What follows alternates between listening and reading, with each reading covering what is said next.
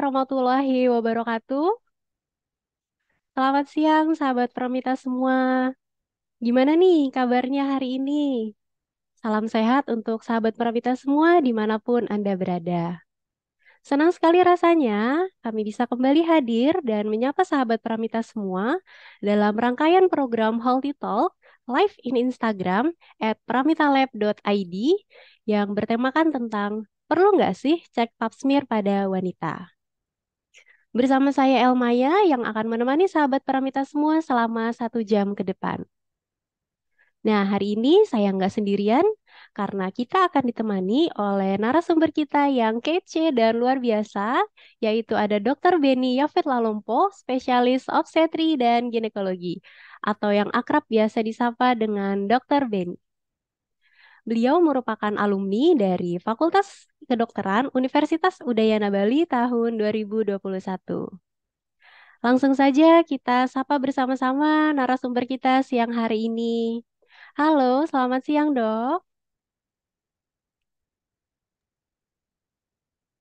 Halo, selamat siang. Gimana nih, Dok, kabarnya hari ini? Luar biasa sehat ya. Baik, senang sekali hari ini bisa ditemenin sama Dokter Beni dan sahabat Pramita semua selama 1 jam ke depan. Nah, boleh disapa dulu nih, Dok, sahabat Pramita semua yang menyaksikan IG Live kita hari ini. Oke, selamat siang sahabat Pramita semua. Apa kabar semuanya? Saya berharap semua kita dalam kondisi sehat. Dan siang hari ini tentunya kita akan membahas sedikit tentang materi yang semoga bisa bermanfaat buat kita semua tentang pap smear. Ya, Amin. Baik, terima kasih, Dokter. Nah, sebelum kita masuk ke paparan materi yang sangat menarik di siang hari ini, saya mau infoin satu lagi nih keseruan kita. Jadi, selain kita bakal ngobrol-ngobrol asik, ngobrol-ngobrol santai, sharing-sharing pengetahuan yang bermanfaat, kita juga bakal bagi-bagi hadiah menarik untuk 3 sahabat Pramita terpilih di penghujung acara nanti. Hadiahnya berupa top up e-wallet sebesar 100.000 dan voucher pemeriksaan sebesar 250.000 yang berlaku di seluruh cabang Pramita di Indonesia. Caranya gimana? Caranya gampang banget. Sahabat Pramita cukup follow akun Instagram kita @pramitalab.id dan pantengin terus Healthy Talk kita sampai selesai. Nah, ngomongin soal Healthy Talk nih dok, siang ini kita bakal bahas tentang pap smear ya dok ya. betul sekali. Nah, mungkin sahabat Pramita nih masih banyak yang asing dok tentang pap smear atau masih banyak yang belum tahu nih dok sebenarnya pap smear. Boleh dijelaskan sedikit dok, sebenarnya pap smear itu apa sih? Oke, kalau dari pengertian sendiri, pap smear itu suatu metode yang dilakukan untuk pengambilan sampel di leher rahim atau serviks untuk mendeteksi apakah ada kelainan di leher rahim tersebut, terutama ini dalam hal ini yang mengarah ke lesi prakanker, ya, jelek-jeleknya yang mengarah ke kanker leher rahim atau yang paling terkenal dengan kanker serviks, gitu. Baik, itu tadi adalah pengertian dari pap smear ya sahabat Pramita. Jadi pap smear itu adalah adanya peradangan atau untuk mengetahui adanya peradangan atau infeksi ya gitu dok ya yang ada pada organ serviks ya dok. Betul, betul sekali. Wah, ini materinya sangat menarik sekali nih dok siang hari ini dan nampaknya sahabat Pramita juga udah mulai nggak sabar nih pengen tahu lebih dalam tentang pap smear. Boleh langsung saja dokter disampaikan, silakan. Oke, baik. Siang hari ini saya akan sharing sedikit tentang pap smear, terutama dengan keterkaitan makin ke sini perubahan pola hidup yang makin berubah dan angka penyakit, terutama dalam hal ini cancer cervix itu makin tinggi. Jadi dari pengertian yang sudah saya sampaikan tadi bahwa pap smear atau Papa Nicolau test itu merupakan suatu metode yang dilakukan terhadap perempuan yang sudah pernah melakukan hubungan intim untuk pengambilan sampel mendeteksi dini apakah ada perubahan di leher rahim seorang perempuan itu Dalam hal ini mengarah ke lesi prakanker. Lesi prakanker itu apa? Nah, lesi prakanker itu suatu perubahan di leher rahim, apakah ada peradangan, terutama peradangan yang mengarah ke tingkat yang lebih berat lagi, yang mengarah ke kanker serviks. Gitu. Dalam suatu penanganan suatu penyakit, kita tahu sendiri ada 3 metode yang paling penting, yaitu pertama health promotion. Ya, dalam hal ini kita promosi tentang kesehatan, education, dan selain sebagainya. Yang kedua adalah specialist protection. Dalam hal ini misalnya vaksin, kayak COVID kemarin itu vaksin. Nah, untuk kanker serviks sendiri juga punya vaksin itu sendiri. Nah, yang ketiga adalah early diagnosis. Nah, untuk early diagnosis, pap smear sendiri, metode pap smear sendiri itu masuk ke sini. Semakin cepat kita bisa mendeteksi suatu penyakit itu, misalnya dalam hal ini lesi prakanker yang stadium awal, tentunya kita akan bisa mengobatinya sedemikian rupa dan tentunya tidak jatuh ke kondisi yang lebih berat lagi. Gitu. Tujuannya apa? Itu yang saya sebutkan tadi bahwa untuk mendeteksi apakah ada perubahan di leher rahim tersebut. Gitu. Nah, apa yang paling sering menyebabkan terjadinya lesi prakanker atau bahkan cancer cervix itu sendiri? Yang paling sering menyebabkan yaitu human papillomavirus, virus HPV. Nah, itu HPV sendiri itu banyak jenisnya, tapi yang paling sering menyebabkan itu yang high risk itu adalah HPV yang golongan 16-18 ya. Nah, ini makin ke sini kan kita sudah punya disediakan vaksin gitu. Jadi baiknya untuk setiap perempuan ya, disarankan untuk melakukan tindakan pap smear untuk mendeteksi awal. Untuk setiap perempuan yang aktif melakukan hubungan seksual atau sudah menikah, sangat dianjurkan untuk rutin melakukan pap smear. Seberapa rutin? Setiap 6 bulan atau 1 tahun sekali, ya, untuk dilakukan tindakan pap smear. Kemudian kita tahu sendiri bahwa penyebab kanker serviks itu yang menyebabkan kematian ketiga di seluruh dunia setelah kanker payudara, kemudian kanker paru-paru juga. Ya, jadi sangat-sangat berbahaya untuk setiap perempuan. Siapa saja yang saya bilang tadi bahwa setiap perempuan yang sudah menikah atau yang sudah pernah melakukan hubungan seksual tentunya. Ya, kemudian syarat pap smear. Untuk syarat pap smear, kita tahu bersama bahwa yang penting perempuan itu tidak dalam kondisi menstruasi, kemudian 48 jam sebelumnya tidak melakukan hubungan seksual, kemudian tidak juga melakukan dosing atau menggunakan sabun pencuci vagina gitu. Ya, kalau misalnya teman-teman semua sahabat Pramita sekalian punya keluhan misalnya keputihan yang berlebihan atau yang berbau, terus terasa gatal. Nah, itu juga tanda-tanda awal dari lesi prakanker. Jadi bisa segera mengunjungi dari lab Pramita terdekat untuk melakukan tindakan pap smear itu sendiri. Gitu. Kurang lebihnya seperti itu. Kalau mungkin teman-teman di rumah ada pertanyaan, sabar karena nanti ada waktunya kita akan melakukan sesi tanya jawab. Gitu. Saya rasa cukup. Ba- Baik, terima kasih dokter atas paparan materinya yang sangat menarik di siang hari ini untuk bisa kita jadikan bahan diskusi ya dok ya. Nah, ini tadi kan dokter ada menyampaikan nih tentang pap smear. Di sini saya juga pengen tanya-tanya nih dok. Silakan.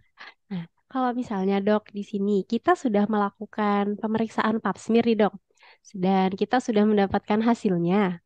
Nah, kalau misalnya hasilnya abnormal dok, kira-kira apa langkah pertama yang harus kita lakukan nih dok? Oke.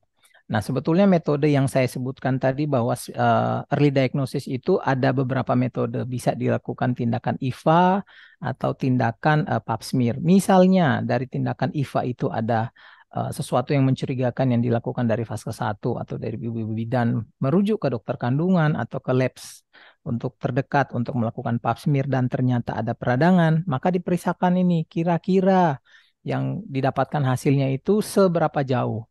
Ya, dari pembagian itu ada yang namanya CIN 1, 2, 3 masuk ke LSIL atau hasil kayak gitu. Kalau LSIL itu masih kita bisa observasi, dilakukan observasi bisa sampai tiap tahun observasi pap smear apa semua. Jadi KAPI kalau misalnya sudah masuk ke CIN 2, CIN 3 itu masuk ke moderate sampai masuk ke daerah sedang sampai berat, maka perlu dilakukan tindakan, misalnya konisasi dan lain sebagainya. Gitu. Jadi semakin cepat terdeteksi akan semakin bagus. Gitu. Oke, baik. Berarti kalau bisa, kalau hasilnya udah keluar itu lebih bagusnya langsung konsultasi Langsung dulu gitu ya, Dok ya. dikonsultasikan. Betul, betul sekali. Benar sekali untuk melihat juga nih sebenarnya apa tindakan follow up-nya yang baik kita lakukan. Betul, betul. Hmm. Nah, gini juga dok, saya juga pengen bertanya, kalau misalnya nih kita sudah melakukan pemeriksaan pap smear dok, kemudian hasilnya ini alhamdulillah normal. Ada nggak dok cara khusus atau cara tindakan apapun kalau jadi setiap pada saat kita melakukan rutin pemeriksaan ini hasilnya akan selalu normal terus dok? Itu gimana dok? Oke, bukan metodenya yang disarankan, tetapi ya yang pasti satu setia sama pasangannya. Ya, kedua karena penularan dari HPV sendiri itu kan pasti dari hubungan seksual, ya, cairan tubuh. Salah satunya ya hubungan seksual. Setia sama pasangan, tidak berganti-ganti pasangan, dan yang pasti hasilnya akan bagus terus gitu. Jadi bukan apa namanya tekniknya supaya pengambilannya seperti apa supaya hasilnya normal, tetapi ya itu tidak bergonta-ganti pasangan karena penularan dari HPV sendiri itu ya bergonta-ganti pasangan seksual gitu. Baik, berarti intinya adalah tidak bergonta-ganti pasangan ya dok ya, Betul. setia gitu ya dok ya. Setia, setia. Benar sekali. Nah, untuk kalau pemeriksaan pap smear sendiri dok, itu frekuensi idealnya itu kira-kira dilakukannya berapa kali dok? Oke, kalau untuk pemeriksaan pap smear itu sendiri disarankan tadi yang saya sudah bilang tadi bahwa semua perempuan yang sudah pernah melakukan hubungan seksual sangat disarankan untuk rutin melakukan pap smear. Oke. Kemudian seberapa sering? Kalau misalnya dia aktif melakukan hubungan seksual disarankan tiap 6 bulan atau 1 tahun sekali. Ya, tetapi kalau misalnya dia jarang-jarang 3 tahun sampai 5 tahun sekali itu masih bisa disarankan gitu. Dan tanpa gejala tentunya itu. Baik, berarti tentunya sebelum kita ngerasain ada keluhan gitu, 6 bulan sekali itu sudah sangat disarankan untuk pap smear ya dok ya? Ya, betul. Baik. Nah, kalau misalnya nih dok, kita udah kelewat nih, udah beberapa tahun nih, ada yang lupa, wah saya kelupaan nih dok, mau ngecek pap smear. Itu gimana dok? Kalau misalnya ada pasien perempuan yang ingin memeriksakan dan biasanya dia kontrol rutin tiap tahun untuk melakukan pap smear tapi kelewatan misalnya 2 3 bulan atau ya 4 bulan 5 bulan dan tiba-tiba dia ingat oh ya saya harusnya melakukan pap smear. Kira-kira kapan yang idealnya? Nggak usah nunggu lagi setahun berikutnya. As soon as possible. Jadi secepatnya dia punya waktu kesempatan sebelum ada gejala yang mencurigakan ya lebih bagus rutin dilakukan tindakan pap smear gitu. Oke, baik. Berarti memang sangat disarankannya itu dilakukan secara rutin dan berkala ya Betul, dok ya. betul, betul Jangan sekali. sebelum, lebih baik mencegah sebelum daripada mengobati, daripada Iya, sebelum ada betul. keluhan. Jadi kita memang sudah mengecek pap smearnya itu ya dok ya. Iya, harusnya sih kalau misalnya kan tingkat pendidikan orang semakin ke sini semakin tinggi, jadi harus punya pos sendiri nih. Gitu. Untuk perempuan jangan cuma siapin buat makeup doang, tapi harus kesehatan juga, ya. Pap smear apalagi kan ini untuk sahabat-sahabat Pramita semua kan ada mumpung ada promo nih. Gunakan aja promonya, ya kan? Bener banget dokter. Hmm. Wah. Nah, kalau selain itu dok, kalau misalnya kita untuk mengecek pemeriksaan pap smear, kita pengen ngecek selain nggak dalam keadaan haid, itu ada nggak dok persyaratan khusus nih? Jadi biar apakah sama kah seperti pemeriksaan darah atau bagaimana dokter? Oke, syarat-syarat yang untuk melakukan pemeriksaan pap smear itu sendiri dalam kurun waktu 48 jam tidak melakukan hubungan seksual dulu, kemudian tidak dalam kondisi menstruasi atau perdarahan di luar haid karena hasil dari misalnya lagi datang bulan terus diperiksakan coba untuk pap smear pasti hasilnya ya jelas berbeda sekali gitu tidak akan adekuat seperti ya di luar perdarahan itu gitu. Atau misalnya perempuan yang sering menggunakan docing atau sabun pencuci vagina. Nah, disarankan juga 48 jam jangan dulu pakai sabun pencuci vagina itu. Dan memang dari kami sendiri, dokter kandungan itu tidak menyarankan untuk terlalu rutin menggunakan sabun pencuci vagina. Cukup dengan air bersih saja. Itu karena memang Tuhan sudah menciptakan kondisi serviks atau leher rahim itu ada namanya bakteri baik di situ. Kalau misalnya terlalu rutin, dikit-dikit pakai sabun pencuci vagina, otomatis bakteri baik pun akan ikutan mati juga di situ. Gitu. Oke, baik dokter. Berarti jawabannya adalah intinya paling nggak 2 hari ya dok ya? Betul, 2 hari. Betul, 2 hari untuk tidak melakukan berhubungan dan Betul, tidak menggunakan cairan pembersih vagina begitu ya dok? betul, betul Dan sekali. dipastikan juga tidak dalam keadaan menstruasi. Kalaupun selesai menstruasi itu dipastikan sudah benar-benar bersih dari menstruasinya ya dok ya? Ya, betul sekali. Baik, terima kasih dokter. Nah, tadi kan sudah disampaikan nih dok, pada saat kita mau pemeriksaan pap smear itu disarankan tidak dalam keadaan menstruasi. Nah, kalau misalnya nih dari sahabat Pramita, keadaannya kita lagi hamil nih dok. Nah, ini gimana dok? Tentunya kalau hamil tidak disarankan untuk dilakukan pap smear. Hamil dalam usia berapapun itu tidak disarankan atau bahkan itu kontraindikasi mutlak untuk dilakukan tindakan pap smear. Kenapa? Karena tindakan agresif seperti itu bisa memicu eh, apa namanya yang berakibat nggak bagus untuk kehamilan itu sendiri. Hamil muda bisa terjadi keguguran, kalau misalnya hamil yang sudah cukup besar bisa menyebabkan adanya kontraksi bahkan bisa pecah ketuban nanti yang ada gitu. Oke, baik dokter. Berarti ini untuk keadaan hamil itu sangat tidak disarankan ya dok ya? Sangat tidak disarankan. Nah, dalam trimester pertama maupun trimester kedua, trimester ketiga juga. Kalau bisa jangan Ya, dulu begitu ya dok nggak ya? boleh. Bukan kalau bisa juga, memang nggak boleh. Memang nggak boleh. Ya, Baik, betul. dokter. Terima kasih ya, dok. Nah, ini juga saya pengen bertanya nih, dok. Sebenarnya lebih ke curhat sih. Kan ini banyak nih dari saya sering dengar dari kalangan di luar sana. Banyak nih pengen yang pemeriksaan pap smear. Tapi khawatir nih, dok. Takut. Takut Oke. akan pemeriksaannya, atau takut akan hasilnya itu gimana itu, dok, kira-kira? Kalau saya selalu ngomong ke pasien saya, pertama kali ketemu dengan dokternya itu buat dirimu senyaman mungkin gitu. Karena bagaimana kita membangun suatu hubungan dengan dokter kalau misalnya kamu pengen aja ke dokter tapi nggak percaya sama dokternya, takut misalnya kayak gitu. Nah, dokternya juga nggak bisa kerja, ya kan? Itu yang pertama, bangun kepercayaan yang baik dengan dokternya. Kedua, yang dilakukan, yang perlu dilakukan itu pemeriksaan pap smear itu tindakannya itu nggak lebih dari 10 menit, bahkan 5 menit selesai. Yang penting ikutin instruksi bidan sama dokternya di situ. Ya udah cepet aja, karena kan proses itu bukan tindakan invasif yang untuk pengambilan daging atau sampel apa sampai menyebabkan perdarahan, enggak. Cuman prosesnya aja, prosedurnya aja itu yang terlalu dilihat orang, waduh ini kok kayak gini. Tapi sebetulnya ya aman aja dan prosesnya 5 menit selesai gitu. Cuman pengambilan sampel di leher rahim dengan menggunakan sitobras, sudah selesai. Tunggu hasilnya diperiksakan di laboratorium, udah sebentar aja. Berarti intinya kita lebih ke mempersiapkan diri sendiri gitu, dok ya. Ya, Ya. betul. Yang Harus penting pada pede saat aja. pemeriksaannya itu lebih rileks gitu mungkin ya, dok ya. Betul, betul sekali. Betul. Nah, selain itu, dok, tadi kan sudah disampaikan juga nih, pap smear itu jangan khawatir untuk pemeriksaannya. Nah, sebenarnya, dok, pap smear itu sebenarnya penting atau enggak sih, dok? Oke, seperti yang saya bilang tadi bahwa semakin ke sini angka kejadian kanker serviks itu makin tinggi. Data dari tahun 2020 itu ada 360.000 kejadian kanker serviks baru setiap tahunnya.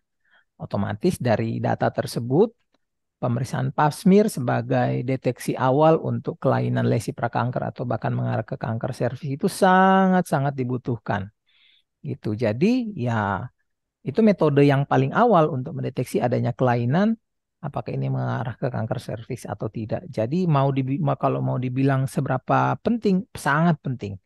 Syaratnya cuma satu, sudah pernah melakukan hubungan seksual atau sudah menikah gitu. Baik dokter, berarti intinya pemeriksaan pap smear itu penting ya dok ya? Betul, sangat Sangat penting. penting sekali. Nah, ini dok, tadi kan ada menyinggung juga nih dok tentang kanker serviks. Oke, Nah, kalau misalnya nih kita sudah melakukan pemeriksaan pap smear, kalau hasilnya kita ini positif nih dok, hasilnya abnormal, itu apakah berarti kita ini terkena kanker serviks dok? ya. Kalau misalnya ternyata dari pemeriksaan, jadi pemeriksaan untuk mendeteksi kanker serviks itu selain pap smear ada juga pemeriksaan HPV DNA. Jadi kita lihat dulu kira-kira dari hasil pemeriksaan pap smear ini mengarah kemana yang disebutkan tadi bahwa ada gradingnya, ada low seal, ada HSIL atau hasil kayak gitu. Nah, kalau misalnya low seal, maka masih bisa diobservasi dalam artian bahwa 6 bulan lagi bisa datang untuk pap smear lagi atau 1 tahun. Tapi kalau sudah masuk ke grading CIN 2, CIN 3 atau HSIL, jadi harus ada tindakan entah itu eh, krioterapi atau apa yang harus konsultasi ke dokter kandungan. Gitu. Oke, baik dokter. Terima kasih dokter atas jawabannya. Nah, saya juga pengen tanya-tanya lagi nih dok. Kayaknya saya masih banyak pengen tahu nih Banyak dok ini. soal Ya, pap ya. smear. Dan pastinya sahabat Pramita juga pasti pengen banyak lebih tahu juga nih. Nanti ya, setelah ini kita akan masuk ke sesi diskusi. Baik, kita lanjut ya dok ya. Ini Ya, saya juga pengen bertanya nih dok. eh Pada saat kita melakukan pap smear nih dok, setelah kita melakukan pemeriksaan tersebut, ada nggak dok efek samping yang dirasakan nih dari pemeriksaan pap smearnya? baik. Kalau efek samping yang dirasakan mungkin ketika pemeriksaannya pasiennya nggak rileks, otomatis ada nyeri panggul atau selangkangan lah agak berasa sakit, itu pun kalau tidak rileks. Tapi kalau semuanya dilakukan dengan baik, tidak terasa apa-apa. Gitu. Nah, kemudian kalau memang pasiennya benar-benar tanpa keluhan, keputihan, atau bahkan tidak ada perdarahan di luar haid, hanya datang untuk melakukan pap smear rutin, sudah pasti tidak ada efek samping apa-apa.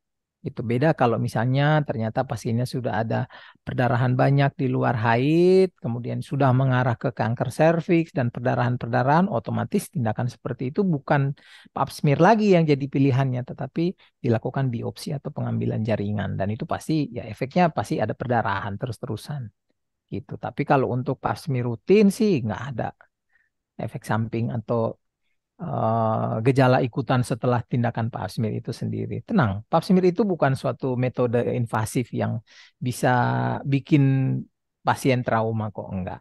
Aman. Baik, berarti untuk sendiri pap smear itu aman ya dok ya, nggak Aman berbahaya banget. juga ya Ya, dok ya, betul. juga juga nggak sakit, Betul. nggak ada efek samping yang berlebihan juga, begitu ya dok ya? Betul sekali. Nah, ini dok, saya juga pengen bertanya, ada nggak sih yang harus kita lakukan dok untuk meminimalisir terjadinya resikonya kanker serviks dok? Oke, yang pasti yang disebutkan tadi ya, setia terhadap pasangan itu, tidak Betul. melakukan hubungan seksual berganti-ganti pasangan untuk meminimalisir karena kontak penyebaran dari HPV sendiri, human papilloma virus yang melalui cairan tubuh terutama ya hubungan seksual gitu. Nah, yang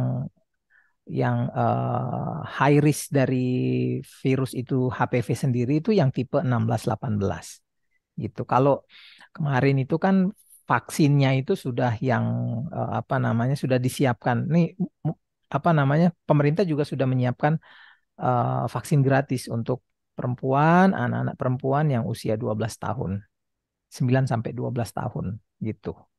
Jadi gratis, mumpung gratis itu digunakan itu vaksinnya itu.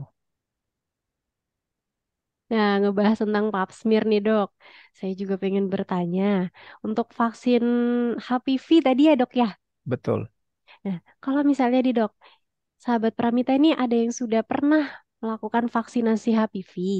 Nah, itu apakah perlu kita melakukan pap smear juga, Dok? Oke. Jadi kalau misalnya even sudah melakukan vaksin, tetap disarankan. Sama kayak COVID, kalau kita sudah mendapatkan vaksin, bukan berarti kita itu sudah terbentengi totally full, nggak akan kena COVID lagi.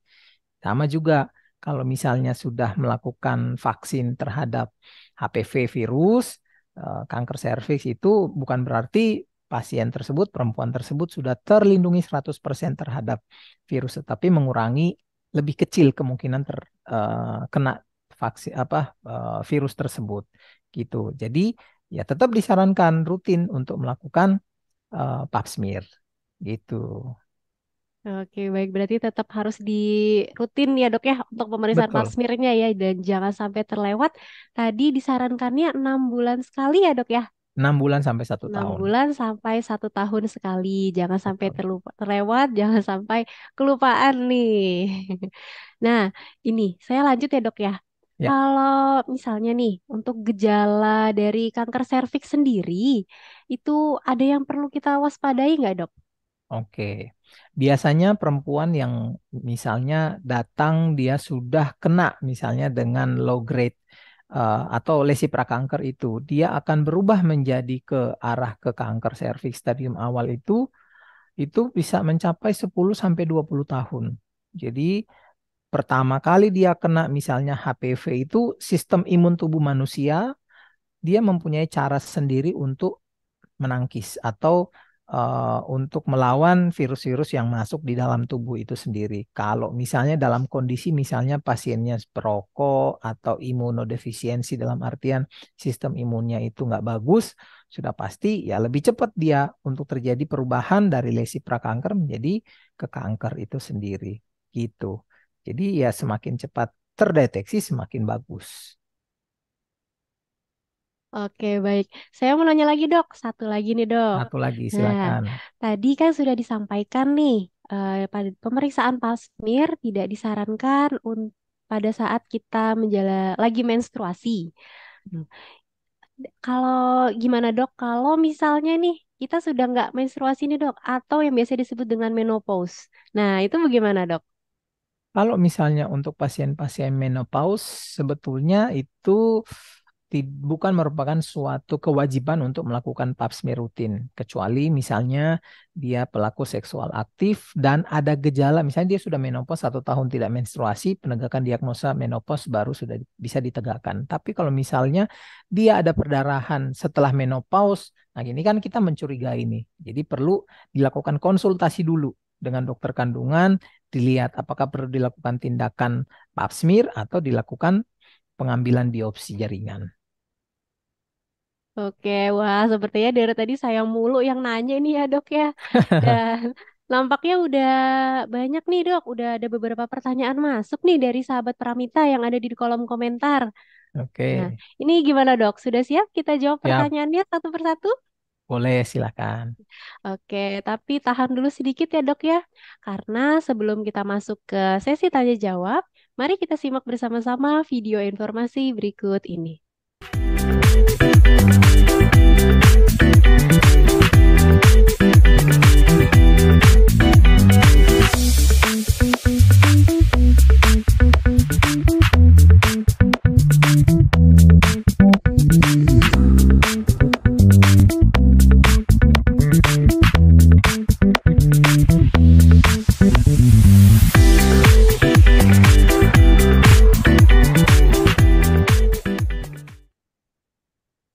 Ya, terima kasih pada sahabat Pramita yang masih bergabung. Saya juga ucapkan selamat datang kepada sahabat Pramita yang baru saja bergabung.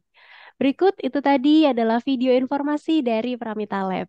Jadi, dalam rangka Hari Kesehatan Nasional, Pramita lagi ada diskon sebesar 25% yang berlaku untuk semua pemeriksaan. Promo ini berlaku mulai tanggal 6 sampai tanggal 11 November 2023. Nah, jadi sahabat Pramita jangan sampai ketinggalan nih promo menariknya. Langsung saja mengunjungi Pramita Lab terdekat di kota Anda. Baik, seperti yang disampaikan sebelumnya, kali ini kita langsung masuk ke sesi tanya jawab ya, Dok ya. Boleh, silakan. Saya akan membacakan pertanyaan yang ada di kolom komentar dari sahabat Pramita. Untuk pertanyaan yang pertama, ini ada pertanyaan dari Ayu Kurnia underscore 2201. Pertanyaannya nih, dok, apa saja sih yang harus dilakukan atau yang tidak boleh dilakukan sebelum dan sesudah melakukan pemeriksaan pap smear? Oke. Bentar, bentar, bentar, bentar. Apa saja yang dilakukan untuk oke sebelum.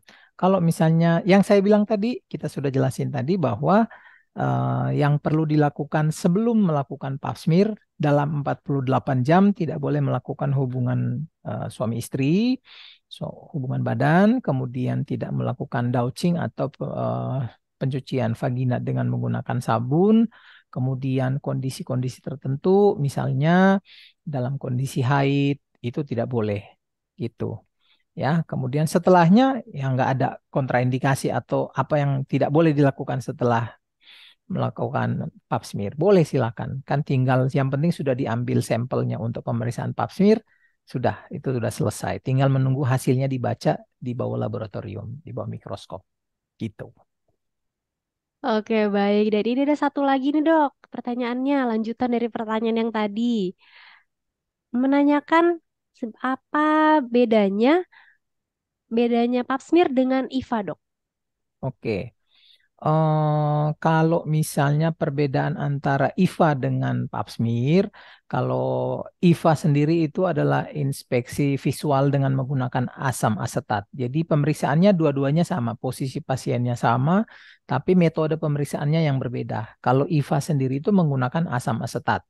Ya, leher rahim itu diberikan asam asetat, dilihat apakah ada perubahan terjadi perubahan warna atau tidak, gitu. Sebatas itu, positif IVA positif atau IVA negatif. Oke, tapi kalau pap smear dilakukan tindakan pengambilan dengan menggunakan sitobras, kemudian di bawah mikroskop. Nah, itu lebih mendalam lagi, lebih bagus lagi karena perubahan selnya itu bisa terdeteksi dari pap smear. Kalau misalnya IVA tidak bisa, hanya menggunakan positif apa negatif, itu doang. Kalau pap smear ya bisa mendeteksi ini sudah seberapa jauh nih, apakah ini masuk ke L-seal atau hasil gitu. Yang saya jelasin cin 1, cin 2, cin 3 gitu-gitu. Jadi lebih lebih akurat sih bisa dibilang lebih akurat itu pap smear gitu. Oke, baik. Terima kasih, Dokter. Semoga menjawab pertanyaannya dari akun Ayu Kurnia _2201 tadi ya. Kita lanjut ke pertanyaan yang kedua ya, Dok ya. Ini Lanjut. ada pertanyaan dari at mommy.brilliant. Nah, pertanyaannya nih, Dok, kondisi kesehatan yang bagaimanakah yang disarankan untuk menunda pemeriksaan pap smear terlebih dahulu supaya hasilnya akurat? Nah, gimana, Dok? Boleh silakan dijawab, Dokter. Oke, kondisi kesehatan yang bagaimana? Satu, kondisi hamil sudah pasti itu kontraindikasi mutlak, tidak boleh sama sekali melakukan pemeriksaan pap smear. Oke. Yang kedua, ada perdarahan atau haid yang memanjang. Ada perdarahan di luar kondisi haid. Kalau saran kami sih untuk konsultasi dulu ya dengan dokter kandungan terdekat, melihat apakah pure ini hanya karena masalah hormon atau apakah ini masalah struktural, misalnya ada miom kah atau ada polip kah. Nah, itu biar diatasi dulu. Apakah ini perdarahan dari dalam rahim atau dari leher rahim itu sendiri, supaya dilakukan tindakan pemeriksaan yang lebih pas nih. Apakah pap smear perlu pap smear atau ya harus dikuret atau pengambilan jaringan dari dalam rahim itu sendiri. Gitu. Oke, baik. Terima kasih, Dokter, atas jawabannya. Nah, ini kita lanjut nih, Dok, pertanyaannya selanjutnya. Ini ada Oke, pertanyaan dari sahabat Pramita dari Evelyn MS18. Nah, untuk pertanyaannya, apakah jika didiagnosis abnormal ataupun sampai terkena kanker serviks, itu apakah bisa sembuh nih, Dok? Nanti pada saat pap smear kedua, lalu apakah kesehatan mental dan tingkat menjaga kebersihan organ reproduksi? Itu bagaimana, Dok? oke. Perlu ditekankan di sini bahwa pap smear itu bukan tindakan pengobatan. Ya, sekali lagi, pap smear itu bukan suatu tindakan pengobatan, tetapi dia adalah tindakan atau metode hanya untuk mendeteksi. Itu secara proseduralnya. Jadi cuman pengambilan sampel, diperiksakan, baru nanti kalau misalnya hasilnya ternyata meragukan atau tidak bagus, pasti akan dikonsulkan ke dokter kandungan untuk dilakukan apakah ini hanya perlu observasi atau butuh tindakan gitu. Tindakannya seperti apa yang saya bilang tadi, krioterapi atau lain sebagainya gitu. Tapi kalau misalnya dilakukan, misalnya ternyata cuman peradangan gitu, peradangan lokal atau apa namanya radang kronis. Jadi hanya dikasih antibiotik selesai atau dilakukan observasi, lakukan disarankan di situ biasanya kan dokter patologi klinik yang membaca pun sudah menganjurkan di situ dapat dilakukan tindakan pap smear 6 bulan ke depan lagi untuk observasi. Gitu. Oke, baik dokter. Terima kasih atas jawabannya. Kita lanjut ke pertanyaan selanjutnya nih dok. Nah, wah ini pertanyaannya sangat menarik sekali nih dok. Pertanyaan dari @oic.sss. Pertanyaannya adalah, dok, sudah pap smear dinyatakan positif kanker serviks. Apakah masih bisa hamil dan punya anak nih dok? Oke. Sudah pap smear dinyatakan positif kanker serviks. Nah, sesudah dinyatakan positif kanker serviks, kita harus melihat dulu gradingnya. Stadium kanker serviksnya itu stadium berapa? Stadium 1, stadium 2, stadium 3, stadium 4. Gitu. Ya, kalau misalnya stadium 1, stadium 2 akan lebih bagus tidak hamil. Ya, untuk mencegah penyebaran yang lebih luas. Kalau masih bisa dilakukan tindakan operatif, sangat disarankan untuk dilakukan tindakan operasi, pengangkatan rahim, indung telur, kelenjar getah bening, dan sekitarnya untuk yang mencegah. Definisi per definisi kanker itu sendiri adalah perubahan eh, sel atau jaringan yang tidak terkendali. Jadi akan lebih cepat, lebih bagus. Begitu tahu misalnya kanker serviks stadium 1, ya lebih bagus cepat-cepat angkat. Gitu, angkat rahim, indung telur, kelenjar getah bening, dan lain sebagainya supaya tidak menyebar. Karena kalau sudah berbicara kanker, sudah pasti tidak berbicara lagi soal kesembuhan. Gitu. Five survival rate. Hidup 5 tahun ke depan. Kalau bertahan 5 tahun, 5 tahun lagi ke depan. Gitu. Tapi misalnya ternyata miss nih, ternyata dia sudah stadium 1 dan hamil. Bisa nggak? Bisa gitu. Tapi yang dipilih harus memilih nih, apakah pasiennya melanjutkan kehamilannya atau kemoterapi atau angkat rahim gitu. Jadi sudah di posisi maju kena, mundur kena itu kalau sudah kondisi kayak gitu. Gitu. Oke, baik dokter. Terima kasih dok. Jadi intinya apabila kita sudah positif kanker serviks itu masih bisa tetap hamil ya dok ya. Nah, Kalau stadiumnya masih awal. tapi kalau stadiumnya masih stadium 1, nah itu kembali juga tapi ke pasiennya masing-masing ya dok. Ini Betul. apakah mau melanjutkan kehamilannya atau bagaimana? Nah, sarankan memang kalau misalnya sudah tahu positif hamil, itu segera cepat-cepat langsung ke dokter obgyn gitu ya dok ya. Betul. Baik. Oke, baik dokter, kita lanjut ke pertanyaan selanjutnya. Ini Oke. ada pertanyaan dari @bernarita_anggraini. Nah, ini pertanyaannya. Apabila saya telah melakukan vaksinasi HPV, itu apakah boleh melakukan pap smear, Dok? Ya, wajib itu. Vaksin HPV itu terbagi atas 3 siklus. Oke. Suntikan 3 kali. Bulan ke-0, bulan kedua, dan bulan ke-6. Kemudian apakah vaksin tersebut itu bisa di booster? Bisa, jawabannya bisa. Tapi apakah wajib di booster? Enggak wajib. Perlindungannya itu seumur hidup, tetapi kapan bisa di booster? Kalau pasiennya mau, nanti perlindungannya itu bisa sampai 12 sampai 15 tahun depan. Jadi bisa di booster lagi, tapi bukan suatu kewajiban untuk booster gitu. Ya. Kalau ditanyakan setelah apa namanya setelah dilakukan vaksin kemudian di pap smear, saran saya tetap wajib, wajib pap Oke, smear. berarti wajib ya, Dok ya. Betul Jadi sekali. bukan berarti kita sudah vaksin tapi kita nggak rutin cek pap smear nih, tapi harus tetap dilakukan nih ya untuk pemeriksaan pap smearnya dan secara rutin dan berkala begitu ya, Dok ya. Betul sekali. Oke, baik dokter. Terima kasih. Semoga pertanyaannya menjawab dari akun @bernarita_anggra ini ya. Kita lanjut ke pertanyaan selanjutnya. Ini ada pertanyaan dari @ira_hermalia 630.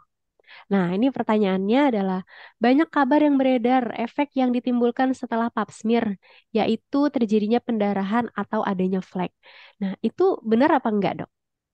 Oke, kalau misalnya sudah ada ngeflag setelah tindakan pap smear itu, ya dipastikan lagi kemungkinan besar berarti sudah ada kelainan dari mulut rahimnya itu sendiri. Dipastikan dulu ini perdarahannya dari dalam rahim atau dari leher rahim itu sendiri. Oke, seperti yang dijelaskan tadi bahwa tindakan pap smear itu bukan tindakan invasif yang bisa melukai. Jadi cuman ini misalnya dibuka vaginanya, kemudian ini leher rahimnya, cuman disikat kecil saja. Cuman mungkin 1 senti panjang sikatnya itu, dan itu pun bukan digerojok-gerojok di leher rahim, enggak. Cuman diambil sebentar aja, set, udah selesai. Itu artinya bahwa itu bukan suatu tindakan invasif yang bisa menyebabkan sampai perdarahan hebat gitu. Kalau dibilang, oh setelah dilakukan pap smear ada ngeflek terus-terusan, kalau saran saya sih konsultasi ke dokter kandungan dilihat itu. Takutnya sudah ada kelainan yang nggak bagus gitu. Oke, baik. Terima kasih, dokter. Jadi intinya memang pap smear itu bukan tindakan yang invasif gitu ya, dok ya? Betul. Baik. Ya, terima kasih. Semoga pertanyaannya bisa menjawab ya. Kita lanjut ke pertanyaan selanjutnya. Ini ada dari @netrizal050472. Nah, untuk pertanyaannya, apakah pemeriksaan pap smear itu sakit, dok? Terus, seberapa akurat sih pemeriksaan pap smear itu? Oke, kalau dibilang pemeriksaan pap smear itu sakit, sahabat Pramita bisa membayangkan posisi orang lagi mau lahiran. Nah, kurang lebih posisi pasien yang akan dilakukan tindakan pap smear seperti itu, ya, dimasukin alat. Setelah itu baru dilakukan tindakan pengambilan sampel. Just simple as that. Jadi cuma 5 menit, selesai. Selama pasiennya rileks, mengikuti instruksi bidan dan dokter, udah aman. Nggak traumatis dan tidak sakit. Dan pemilihan untuk spekulum atau cocor bebeknya itu pasti disesuaikan juga dengan ukuran panggul perempuan kok. Bukan pasiennya kecil tapi dipilih spekulum yang gede, kan itu traumatis itu pasti pasiennya gitu. Oke, baik. Terima kasih dokter atas jawabannya. Kita lanjut ya dok ya. Ini Banyak ini ya. iya, di sepertinya sahabat Prapita ini sangat antusias sekali nih untuk ngikutin sesi Healthy Talk kita siang ini. Kita lanjut ke pertanyaan dari sahabat Prapita dari @dedi_stansyah19. Untuk pertanyaan adalah, dok, bagaimana peran suami dalam pelaksanaan pap smear untuk deteksi dini kanker serviks, dok? Peran suami, satu, setia ya. Jangan suka jajan di mana-mana, pulang-pulang bawa oleh-oleh ke bininya. Itu ya.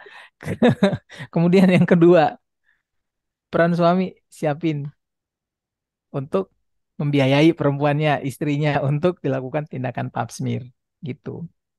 Ya, kalau misalnya dari segi lainnya sih ya mental aja sih gitu. Kasih tahu istrinya, apalagi kalau suami-suami yang lebih apa ya aware terhadap kesehatan termasuk kesehatan reproduksi, ya pasti menyarankan ke istrinya, apalagi misalnya nih istrinya ternyata aktifnya sebagai ibu rumah tangga. Oh, saya kan nggak kemana-mana, saya nggak ngapa-ngapain, di rumah aja, ngapain saya pap smear? Justru itu, nah di situ salah satu lag-nya itu. Jadi suami yang meyakinkan bahwa ayo periksain, nggak ada salahnya kok gitu.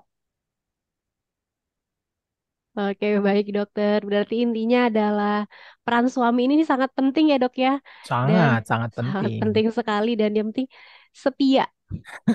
Itu perlu digarisbawahi ya dok ya.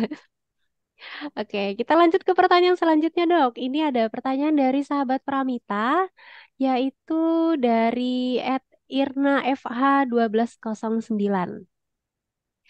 Nah, untuk pertanyaannya nih, banyak orang yang memilih untuk tidak mau melakukan pap smear karena takut akan deteksi dengan kanker rahim. Nah, itu gimana dok cara menghindari pemikiran yang seperti itu? Kalau misalnya budaya ya, lebih ke budaya ya.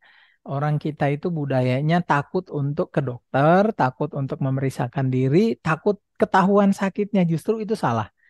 Ya, harus kita rubah mindset itu bahwa semakin cepat kita tahu kondisi kesehatan kita, misalnya ternyata amit-amit ternyata kita terkena suatu penyakit, semakin cepat kita bisa mendeteksi dini dan semakin cepat untuk dapat treatment gitu loh. Setidaknya ya survival rate yang saya bilang tadi 5 tahun masih bisa bertahan lah. Ketimbang ternyata datang sudah stadium akhir atau stadium 3, stadium 4, 3 bulan atau 6 bulan, amit-amit ya, selesai, ya kan? Gitu. Jadi semakin cepat terdeteksi ya semakin bagus, gitu. Jadi rubah mindset, pola pikir kita. Oke, baik. Berarti kita intinya kita rubah mindset negatif kita itu ya dok ya. Betul sekali. Benar sekali. Oke, kita lanjut dok. Dari pertanyaan selanjutnya dari sahabat Pramita dari @moms_seren. Ini untuk pertanyaannya, dokter, apakah ada makanan atau suplemen khusus untuk meningkatkan imun tubuh dan untuk mencegah kanker serviks? Oke, kalau misalnya makanan atau minuman yang bisa meningkatkan imun tubuh, ya seperti dari zaman kita lahir dari tahun berapa pun itu, 4 sehat 5 sempurna. Bukan hanya dari makanan sendiri, tapi aktivitas tubuh. Kita harus menjaga indeks massa tubuh kita itu selalu dalam batasan yang normal gitu. Kalau misalnya walaupun makanan kita sehat apa segala macam, tapi kita kurang aktivitas, kurang gerak, kerjaan cuma di depan TV nonton-nonton, ya sama aja bohong kan, kurang aktivitas gitu. Untuk meningkatkan tubuh ya selain makan, istirahat cukup, aktivitas juga itu sangat diperlukan gitu. Oke, baik. Terima kasih, dokter. Nah, ini juga ada pertanyaan nih, sama dok, dari @moms_seren juga nih. Untuk pertanyaannya, selamat siang, dokter. Izin bertanya, apakah ada apa saja persiapan-persiapan yang perlu dilakukan ingin melakukan pap smear dan apa saja yang menyebabkan ketidakberhasilan dari pemeriksaan pap smear? Nah, ini bagaimana, dok? Persiapan mungkin tadi yang sudah jelaskan ya, yang diulang-ulang terus ya, misalnya 48 jam tidak berhubungan suami istri, kemudian tidak dalam kondisi haid, tidak lagi dalam kondisi perdarahan, atau tidak menggunakan sabun pencuci vagina dalam 48 jam. Cuman sesimpel itu gitu. Kemudian kalau misalnya apa yang menyebabkan ketidakberhasilan pemeriksaan pap smear, yaitu hasilnya kalau tidak patuh terhadap syarat-syaratnya, ya bisa jadi bisa hasilnya itu entah itu apa namanya false positif atau false negatif gitu. Bisa terdeteksi apa ternyata cuman karena pakai sabun terus sebelum dia melakukan pasir, ada cuci vagina pakai sabun pembersih vagina gitu. Oke, baik. Terima kasih, dokter. Semoga jawabannya menjawab ya dari pertanyaan dari at moms_seren tadi ya. Kita lanjut, dok, ke pertanyaan selanjutnya. Wah, ini Banyak ya. pertanyaannya menarik juga nih, dok. Ada dari @ayukurnia_2201. Dokter, apakah penyakit serviks ini merupakan penyakit turunan, dok? Penyakit serviks merupakan penyakit turunan? Tidak. Kanker serviks bukan merupakan suatu penyakit yang bisa menurun, tapi itu karena pola hidup gitu. Jadi kalau misalnya ibunya kanker serviks, tetapi ingat satu, bahwa genetik itu memiliki apa namanya turunan cancer, iya, genetik cancer iya, tapi kalau spesifikasi misalnya kanker serviks sama sekali nggak ada gitu. Tapi dia punya genetik cancer, iya, gitu, punya andil bisa 2 kali lipat lebih cepat gitu. Tapi kalau misalnya spesifik misalnya dia kanker serviks sama sekali tidak. Karena penyebabnya kan beda. Misalnya dia kanker otak, ibunya kanker otak, tapi anaknya ternyata kanker serviks. Dibilang, oh ini menurun dari orang tuanya. Genetik kanker iya, tapi kalau untuk kanker serviksnya sama sekali enggak. Oke, baik. Berarti intinya tidak ada hubungannya, dok ya? Betul, betul. Baik. Kita lanjut, dok. Ini ada pertanyaan dari @hntja_ja. Nah, ini pertanyaannya adalah, kenapa pemeriksaan DNA itu selalu dihubungkan dengan pemeriksaan pap smear? Oke, pemeriksaan pap smear. Nah, kalau misalnya deteksi dini itu kan bisa dilakukan pap smear atau HPV DNA gitu, atau bisa kedua-duanya. Kalau pap smear itu hanya untuk melihat apakah di mulut rahim itu secara locally. Oke, kalau untuk HPV DNA itu untuk melihat seberapa banyak virus yang terdeteksi di dalam darah atau di dalam tubuhnya seorang perempuan itu sendiri gitu. Karena ya misalnya pasien itu mau mau vaksin gitu, tapi dia mau dilakukan tindakan pemeriksaan HPV DNA. ya lebih bagus gitu loh untuk melihat apakah ini jumlah HPV-DNA-nya itu sangat banyak dan ternyata mengarah ke kanker serviks atau tidak gitu. Oke, ini lanjut ya dok ya. Ini pertanyaannya sama juga dok dari akun HNTJA_JA tadi. Oke. Eh, Usia berapa seseorang tidak perlu melakukan vaksin dok? Idealnya kira-kira di usia berapa sih dok? Kalau sampai usia berapa itu tidak ada batasannya, tetapi dimulainya kapan? Yaitu kalau misalnya dari jurnal internasional itu yang terbaru itu mulai dari 9 tahun.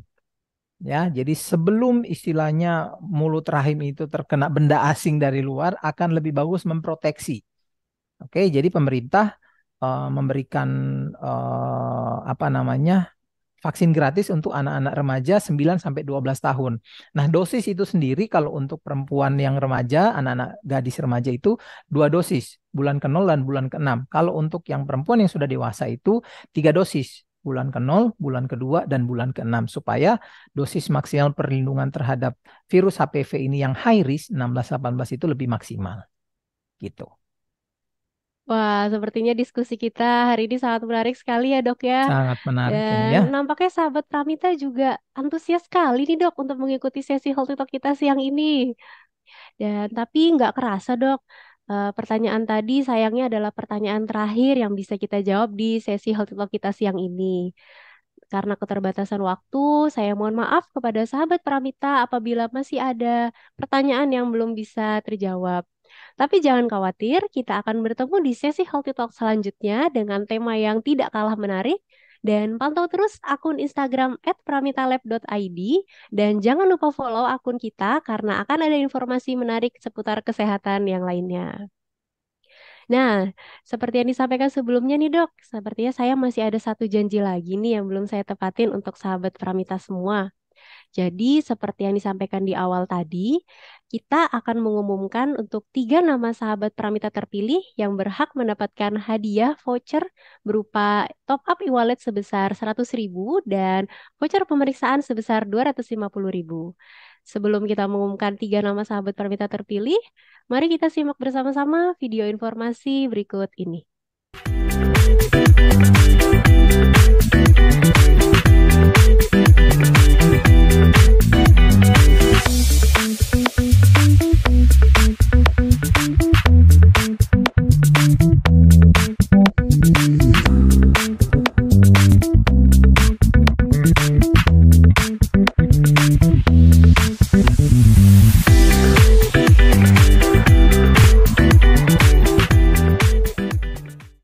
Ya, terima kasih pada sahabat Pramita yang masih bergabung. Berikut itu tadi adalah video informasi dari Pramita Lab.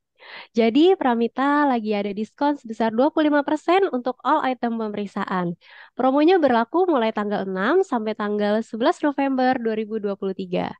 Nah, jadi bagi sahabat Pramita yang ingin melakukan pap smear ataupun tindakan yang lainnya itu bisa nih, mumpung lagi ada promo nih. Jangan sampai ketinggalan ya. Baik, kita langsung saja nih. Sepertinya ini adalah sesi yang ditunggu-tunggu nih dari sahabat Pramita semua. Langsung saja kita mengumumkan untuk tiga nama sahabat Pramita yang terpilih. Untuk yang pertama, dari selamat kepada Ed Shen Heni. Yang kedua, selamat kepada Ed Lilis Faridah. Yang ketiga adalah selamat kepada @moms_seren. Wah, selamat gitu ya kepada tiga sahabat Pramita yang terpilih tadi. Semoga hadiahnya memberikan manfaat bagi sahabat Pramita tadi ya. Dan saya juga menginfokan pada untuk tiga nama sahabat Pramita yang terpilih tadi untuk tidak mengunci akun Instagramnya karena nanti akan ada dari tim kami yang akan menghubungi sahabat Pramita melalui direct message by Instagram. Nah, nggak kerasa nih dok, kita udah masuk di penghujung acara. Karena setiap ada pertemuan selalu ada perpisahan ya dok ya. Baik, sebelum saya tutup acara di sesi Healthy Talk kita siang hari ini, boleh disampaikan dokter untuk inti dan kesimpulan dari diskusi kita siang hari ini dok, silakan. Oke, baik. Kalau dari saya, saran apa namanya, pap smear ini dilakukan wajib ya untuk setiap perempuan yang sudah pernah melakukan hubungan suami istri atau sudah dewasa.